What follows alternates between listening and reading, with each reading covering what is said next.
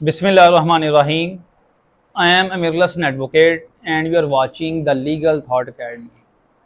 आज का हमारा कानूनी मौजू ये है कि अगर पुलिस ने गिरफ़्तार कर लिया लेकिन गिरफ़्तार करने के बावजूद वो पर्चा नहीं दे रहे, कोई ऐसे ही बस थाने में बिठा दिया है, कितने दिन गुजर गए हैं, कितने घंटे गुजर गए हैं, ना पर्चा दे रहे हैं और ना ही उसको छोड़ रहे हैं मुलज़म को। तो ऐसी सूरत हाल में क्या किया जाए, कैसे छुड़वाया जाए अपने अजीज़ो अकारब को, अपने किसी दोस्त अहबाब को, अपने किसी जानने वाले को या खुद को, कैसे इस गैर कानूनी अमल से निकला जाए और क्या कार्रवाई की जाए। इस सवाल के जवाब से पहले आप पुलिस स्टेशन में पड़े हुए एक इंतहाई अहम रजिस्टर को आप समझें। ये रजिस्टर की अहमियत आपको समझ आ गई तो इस सवाल के जवाब की भी आपको समझ आ जाएगी। थाने में किसी भी पुलिस स्टेशन में टोटल 25 रजिस्टर होते हैं। उसमें से जो रजिस्टर नंबर 2 होता है, सेकंड रजिस्टर होता है, उसको स्टेशन डायरी बोलते हैं। पुलिस स्टेशन डायरी भी बोलते हैं, स्टेशन डायरी भी बोलते हैं, डेली डायरी भी बोलते हैं। उर्दू में उसको रोज़नामचा या रोज़नामचा वाक़याती भी बोलते हैं।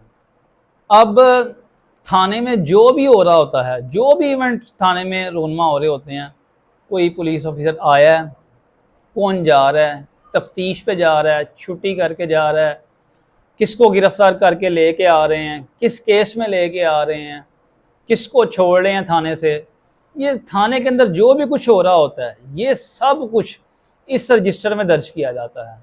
ऐसे ही जब किसी बंदे को गिरफ्तार करके थाने लाया जाता है तो इस रजिस्टर में उसके गिरफ्तारी की, उसके अरेस्ट की एक फॉर्मल एंट्री डाली जाती है कि जी फ़लाँ मुल्ज़म फ़लाँ नाम का फ़लाँ केस के अंदर इसको थाने में ला के बंद कर दिया गया है, गिरफ़्तार कर लिया गया है।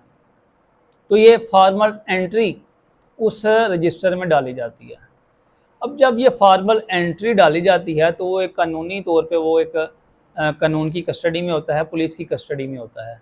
जब ये फॉर्मल एंट्री नहीं डाली जाती और उसे ला के ऐसे ही बंद कर लिया जाता है तो ये उसकी गिरफ़्तारी गवर्नमेंट के किसी रिकॉर्ड में नहीं है। फिर ये एक फिर गैर कानूनी तौर पे उन्होंने रखा हुआ है। इसे आम कानून की ज़ुबान में रॉन्गफुल कन्फाइनमेंट कहते हैं। ये ऐसे ही है जैसे कोई प्राइवेट पर्सन किसी को अगवा कर ले और अगवा करके कहीं पे भी जाके बंद कर दे। लेकिन कानून तो इस तरह से नहीं चलते। कानून में आर्बिट्रेरीनेस नहीं है, कानून में चेक एंड बैलेंस हैं। वो चेक एंड बैलेंस यहीं से होते हैं कि जब उसकी फॉर्मल एंट्री डाली जाती है।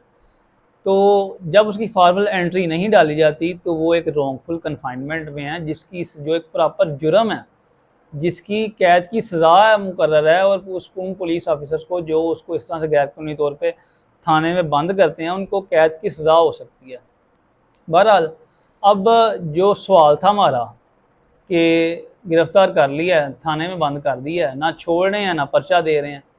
अब ये होता ही उस सूरत में है जब वो उसके रजिस्टर नंबर 2 में उसकी गिरफ़्तारी की एंट्री नहीं डाल दे। जब एंट्री डाल दें फिर तो वो गवर्नमेंट रिकॉर्ड में आ जाता है। फिर तो जज साहब के सामने उनको पेश करना वो मजबूरी हो जाती है पुलिस ऑफिसर्स की। लेकिन अगर वो एंट्री ना डालें तो वो फिर किसी रिकॉर्ड में नहीं होता, वो जितने दिन मर्जी जैसे मर्जी रख लिया जाता है। मतलब इस तरह की सूरत हाल फिर क्रिएट हो जाती है।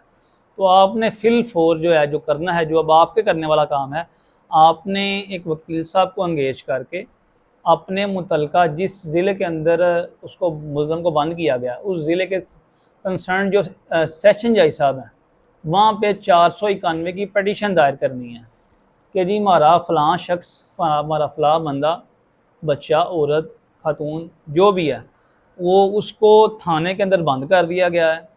कोई FIR नहीं है, कोई रिकॉर्ड नहीं है, कोई एंट्री नहीं है। इसको बराए मेहरबानी रिकवर करवा के इसको आज़ाद किया जाए।